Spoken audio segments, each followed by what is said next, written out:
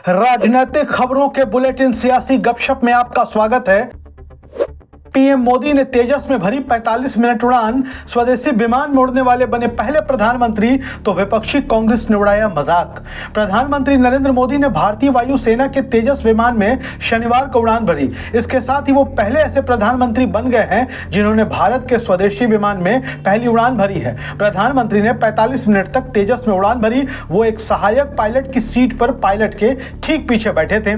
इसी सीट पर बैठा पायलट दुश्मनों को तबाह करने का काम करता है। उसके पास ही दुश्मनों पर निशाना साधने का काम होता है। हालांकि सीट से भी विमान को उड़ाया जा सकता है, लेकिन प्रमुख रूप से दुश्मनों को निशाना बनाने का काम ही पीछे बैठे पायलट के पास होता है। प्रधानमंत्री नरेंद्र मोदी शनिवार को बेंगलुरु में युद्धक विमान तेजस जेट की सुविधा सहित उसकी मैन्युफैक्चरिंग फैसिलिटी की समीक्षा करने पहुंचे थे। इसी दौरान पीएम मोदी का एक वीडियो तेजी से सोशल मीडिया पर वायरल हो रहा है, जिसमें वो बादलों के नजदीक दिखाई दे रहे हैं और हाथ हिलाकर अभिवादन कर रहे हैं। उनके इस वीडियो को वायरल करते हुए कांग्रेस के कई नेताओं ने उनका मजाक उड़ाया है और पूछा है कि पीएम मोदी ऊपर आसमान में किससे हाथ हिला रहे हैं। बिहार में भाजपा की हुई बेइज्जती, 20,000 लोगों की मीटिंग में पहुंचे 500 से भी कम लोग। भारतीय जनता पार्टी के वरिष्ठ नेता और केंद्र की नरेंद्र मोदी सरकार में गृह राज्य मंत्री नित्यानंद राय ने बिहार की राजधानी पटना में अपनी पार्टी बीजेपी की भद्द पिटवा दी। हुआ यूं कि नित्यानंद राय के समर्थकों ने पान ताती बुनकर समाज की रैली बुलाई थी। 20,000 लोगों के इस कार्यक्रम में आने का दावा किया गया था, लेकिन स्थिति ऐसी बनी कि 500 लोग भी कार्यक्रम में नहीं पहुंचे। हाल ये हुआ कि बिहार बीजेपी के प्रदेश अध्यक्ष सम्राट चौधरी भी कार्यक्रम से गायब हो गए। बीजेपी ने यह कार्यक्रम बिहार की राजधानी पटना के बापू सभागार में बुलाया था।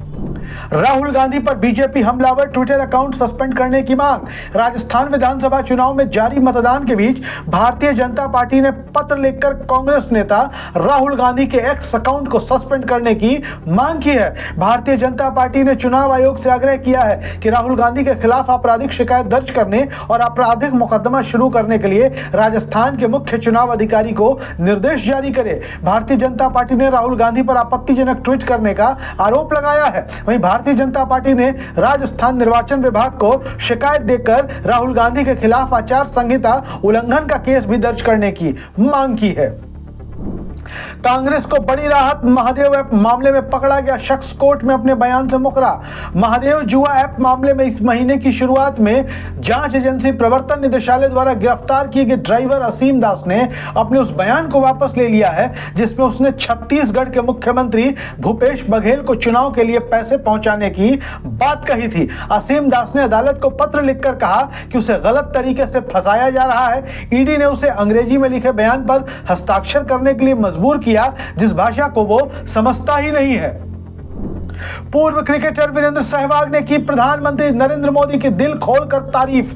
भारतीय क्रिकेट टीम को क्रिकेट विश्व कप 2023 में 10 जीतों के बाद फाइनल में हार झेलनी पड़ी थी। टीम इंडिया को जब बढ़िया प्रदर्शन के बावजूद नाकामी झेलनी पड़ी, तो खिलाड़ियों का हौसला बढ़ाने के लिए अहमदाबाद के मैदान पर प्रधानमंत्री नरेंद्र मोदी खुद खिलाड़ियों से मिलने ड्रेसिंग रूम तक पहुंचे थे। उन्होंने खिलाड़ियों को ढांढस भी बंधाया था। अब उक्त मामले पर भारत के पूर्व सलामी बल्लेबाज वीरेंद्र सहवाग ने प्रतिक्रिया दी है। उन्होंने कहा कि देश के सबसे शक्तिशाली नेता द्वारा चेंजिंग रूम में खिलाड़ियों का उत्साह बढ़ाया गया, यह सराहनीय है। वीरेंद्र सहवाग ने कहा कि मैंने कभी किसी प्रधानमंत्री को अपने व्यस्त कार्यक्रम में से समय निकालकर खिलाड़ियों की मदद करते नहीं देखा। विश्व कप फाइनल में टीम की हार के बाद विपक्षी नेताओं ने पीएम मोदी की उपस्थिति को जिम्मेदार ठहराया था। इस पर वीरेंद्र सहवाग ने कहा कि आप किसी एक व्यक्ति के कारण विश्व कप का फाइनल नहीं हारते हैं।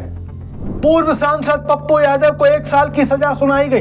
जी हां, पूर्व सांसद पप्पू यादव को 19 साल पुराने केस में 1 साल की सजा मिली है। मामला 2004 का है, जब पप्पू यादव पटना के बेउर जेल में बंद थे। तभी 8 दिसंबर को जिला प्रशासन ने बेउर जेल में छापेमारी की थी। उस दौरान पप्पू यादव के पास एक मोबाइल फोन और ईयरफोन बरामद हुआ था और इस मामले में एमपी एमएलए कोर्ट ने पूर्व सांसद पप्पू यादव को दोषी करार देते हुए 1 साल की सजा सुनाई और 10,000 का जुर्माना भी लगाया है।